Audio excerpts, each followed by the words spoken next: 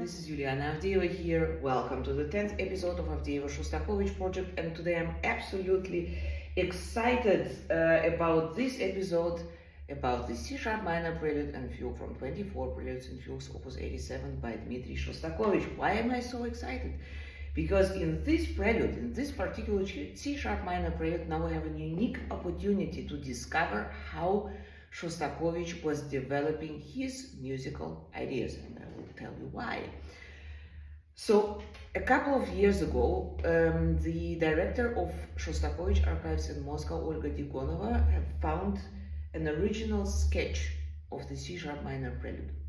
It was unfinished, and Shostakovich finally didn't use it at all in the opus 87. He composed a completely new material for the prelude, which I have just played for you at the beginning of the prelude. Nevertheless, this sketch is very interesting because we can see the original idea which Shostakovich had about this prelude and also fugue, as we will see later. And finally, maybe the realization of this material became completely different, but the intention is very obvious in the prelude as well. So I was very lucky to see this sketch. So we have the bass line in some bars. We have in some bars the upper voice, also let's say the melodic line, which is very clear in some bars. Then we have blank space. And I think it's very exciting, a wonderful idea that Olga Digonskaya gave the sketch to fantastic Polish composer, good friend of Shostakovich, Krzysztof Meyer, who also wrote a wonderful biography about Dmitri Shostakovich, who completed this prelude and also composed the fugue to go with it. And now we have a chance to perform it as a separate piece, Prelude and Fugue in C-sharp minor, Shostakovich Meyer. This pair is also included into my new recording by Pentaton.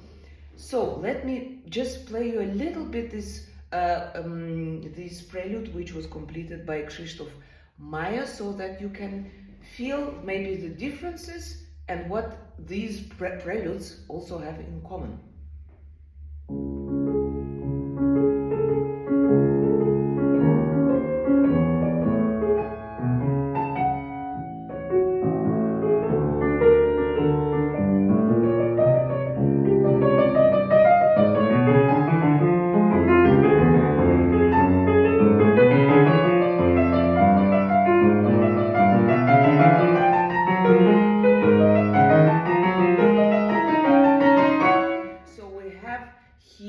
Again, this very strong motion, this stream moving forward.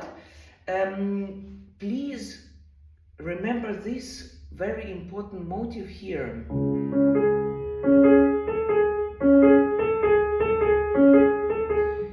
This core, let's say, the melodic core. So here we have this 6/8 motion.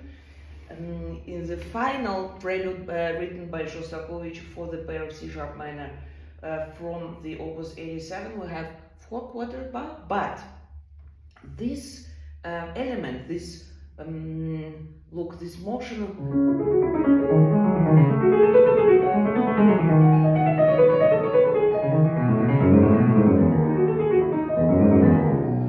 it's a little bit different mood. Maybe it's more light in a way. It's not so unquiet like the original sketch, but I see it also as a, like talking, continuing the theme of winter and spring from the E major pair.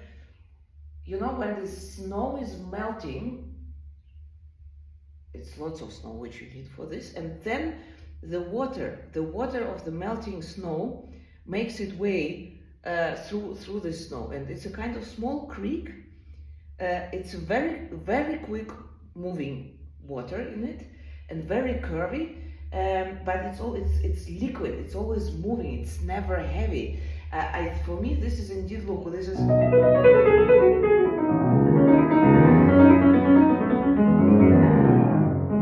Again, this choral element in quarters or halves.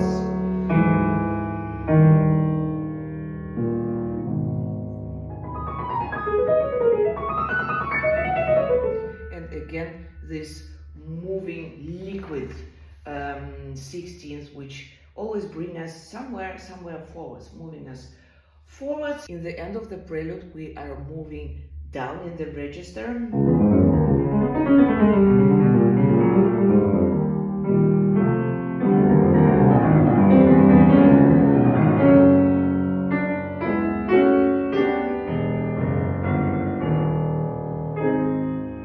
C-sharp minor.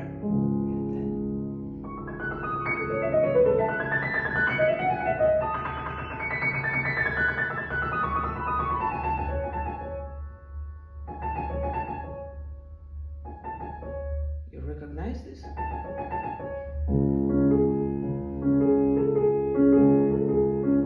Exactly, this is the same chord, the motive. And what happens then?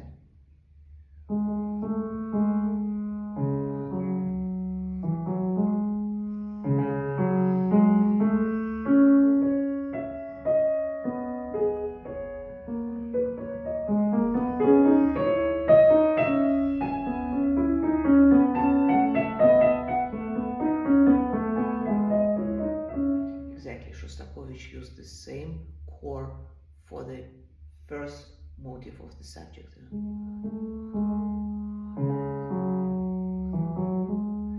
For me, this is one of the most beautiful fugues in the entire Opus 87. It's very sad, it's full of pain, but it's extremely, it's just very, very beautiful for me.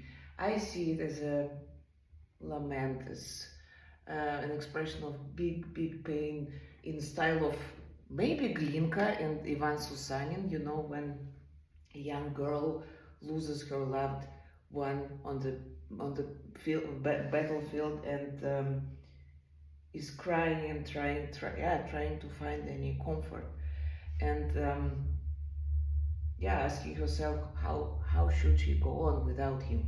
So this for me is this.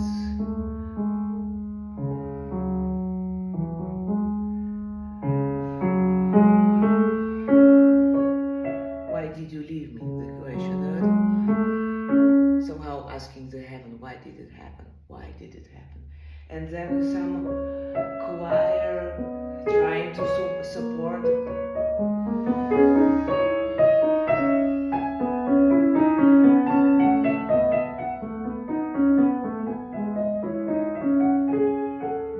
Very heartbreaking for me, very, very touching music.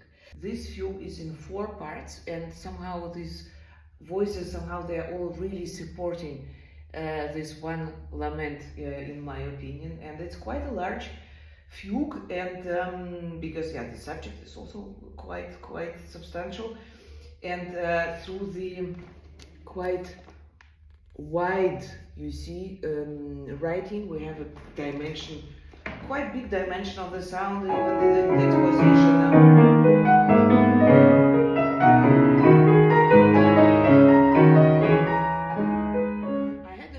Interesting question about how does it happen that also in the fugue we have exposition, development section, and the recap, and it's I think it's exciting because fugue is only the indication of the voicing form, so it means that we don't have a melody and accompaniment, we have equal voices, polyphony. But of course the formal structure of the music remains the same, so it's not only in the sonata form, or in a classical sonata that we have these parts of the form, but it's also in the fugue. So the exposition in a fugue means that every single part has entered and performed the subject once. So we have 4 voices here. When the bass line, this was exactly the section which I just performed, when the bass line entered and finished the subject, this is the end of the exposition of the fugue. Then later on we have transition episodes normally, or the development. It depends on the fugue, of course. There are many options to go on after the exposition, but yes, exposition is all voices performed the subject. In the development we have many modulations normally, and the recap means we come back to the original key and let's say basically stay in it or preparing the coda and going to the end. So the formal structure of the fugue also remains very similar to all other, let's say, forms, because also fugue is only an indication of the polyphonic style, but not of the form.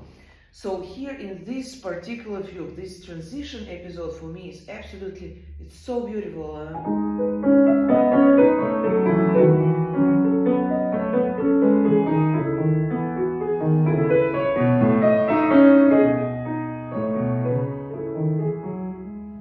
And Shostakovich will masterfully, of course, later on use all possible combinations of voices in these transition episodes. We are still moving between the pianissimo, legato sempre, piano, before we are coming to the first major subject or subject in major after the transition episode in mezzo forte.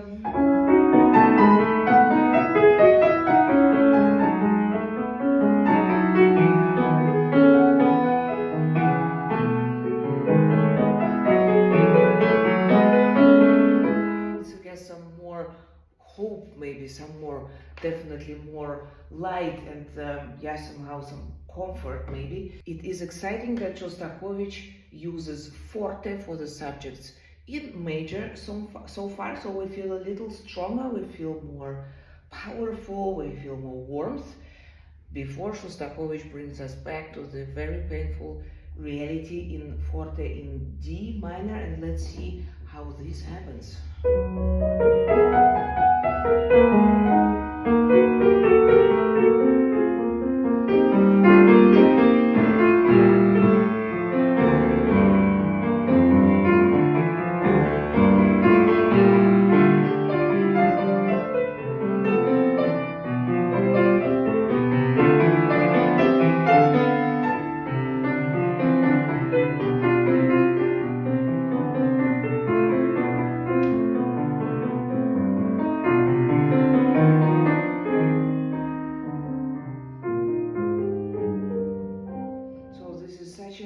Such an amazing degree of pain.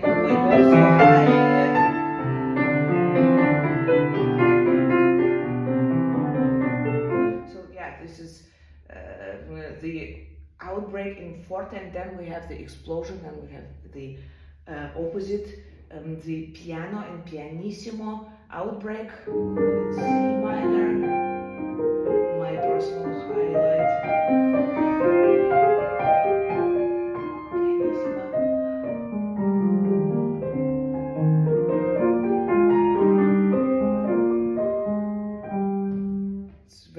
Very dear fugue to my heart somehow.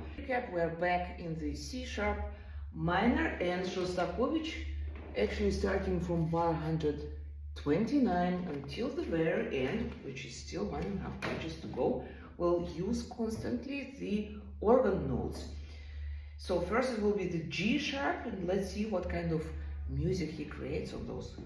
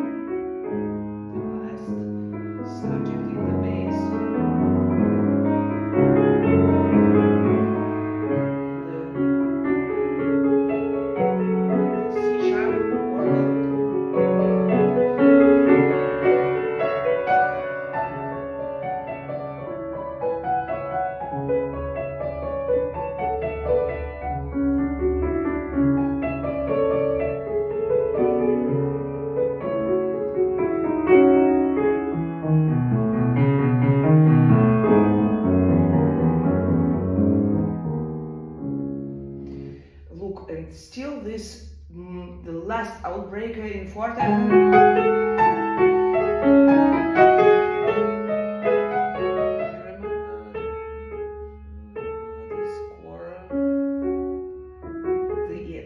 The combination of the G sharp and A, which we know from the draft. So this is so far to this amazing C sharp minor fugue, very emotional for me personally. I feel so lucky that I had a chance to have a look on the original sketch of the C sharp minor prelude, and also to have the privilege to perform the premiere of the completion of the C-sharp minor prelude and the fugue composed by Krzysztof Meyer at the Shostaday in Gorish back in 2020, and also include this pair to my recording of the Opus 87 on pentatone. So let me know your thoughts about this really very moving pair, and have a good week. And see you again next Thursday. Thanks for watching.